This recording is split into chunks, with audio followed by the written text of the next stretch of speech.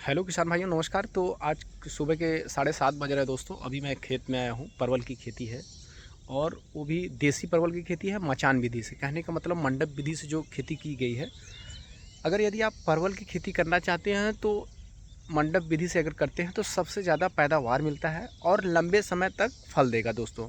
लंबे समय तक फल इसलिए देता है कि फैलाव अच्छा खासा होता है, पानी नहीं लगता है, और जो भी हम खाद पानी देते हैं वो तने पे दे देते हैं और तने से ऊपर चला जाता है। और यहाँ फैलाव काफ़ी अच्छा रहता है। आप देख रहे होंगे पौधे में फैलाव की ज़रूरत पड़ती है, और जब पौधा बराबर फैलाव पाएगा और वो फल भी देगा दोस्तों। दूसरा चीज़ ये है कि अगर परवल की खेती आप करना चाहते हैं तो देसी परवल की खेती आप कैसे करेंगे, और इसका रेट इतना अच्छा होता है कि आपको घाटा देने का सवाल ही नहीं है दोस्तों। अभी 80 रुपये 90 रुपये प्रति किग्रा के हिसाब से अभी भी चल रहा है दोस्तों। तो आइए दोस्तों, मैं बताता हूं कि आप देसी परवल खेती करके कम से कम 5 विषय में आप करके 6 से 7 लाख रुपए कैसे कमाएंगे। तो किसान भाइयों, सबसे पहले मैं निचले स्तर के पौधे को दिखाना चाहता हूँ। जो नीचे जड़ है इसका, आप देख रहे होंगे सैकड़ों के तादाद में ये जो जड़ है, और घास फूस की आप खास देख रहे होंगे कि खेत में हमारे कोई घास नहीं है। दूसरा चीज़, गोबर की खाद सबसे ज़्यादा यूज करता हूँ दोस्तों। खासकर जो तने वाले चीज़ें, अरे जो मंडप विधि वाले होते हैं, और अन्य चीज़ों में भी गोबर की खाद मैं ज़्यादा से ज़्यादा उपयोग करता हूँ। और जैसे मूली हो गया, आलू हो गया, कंडा हो गया, इसमें कम से कम उपयोग करते हैं, क्योंकि उसमें वो गोबर की खाद प्रॉपर तरीके से सड़ी नहीं होती, इसकी वजह से नुकसान पहुँचाता है। तो आप पौधा देख लिए दोस्तों, अभी कल का खाद दिया है दोस्तों, और ये पौधा फिर ऊपर हो जाता है। मंडप विधि से ये ऊपर हो जाता है। और फल की बात करेंगे तो आप भी ये भी देख सकते हैं कि फल कितनी तेज़ी से लगा है चारों तरफ पौधे में दोस्तों।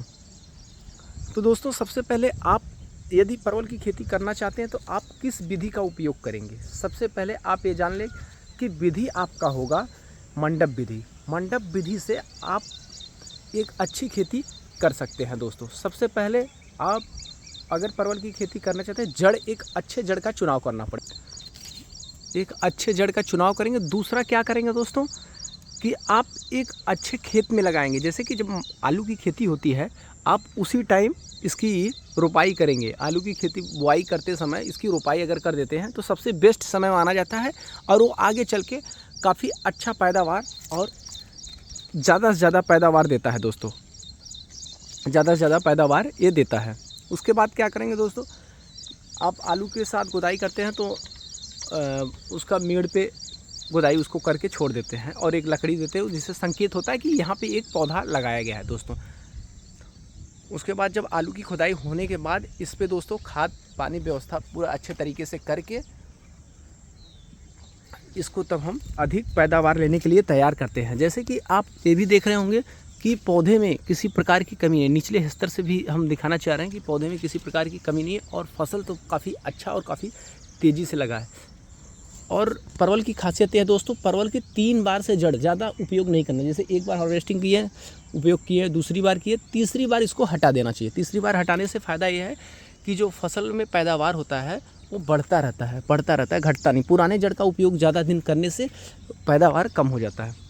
पुराने जड़ का उपयोग करने से पैदावार कम हो जाता है, और किसानों को ऐसे में घाटा होता है। ऐसे में किसान भाइयों को घाटा होता है दोस्तों। तो आप भी अगर परवल की खेती करना चाहते हैं दोस्तों तो मंडप विधि से ही करें। मंडप विधि से आपको पैदावार अधिक मिलेगा। और देसी परवल की खेती वो खेती है दोस्तों कि 65 से 70 रुपये गिरते हालत में भी 65 से 70 रुपये प्रति किग्रा के हिसाब से ये जाता है दोस्तों। आज की वीडियो में किसान साथियों इतना ही। यदि किसी किसान भाइयों को परवल का जड़ चाहिए या अन्य कोई सलाह चाहिए तो वीडियो में ज़रूर कमेंट करें, उसका ज़रूर रिप्लाई मिलेगा दोस्तों।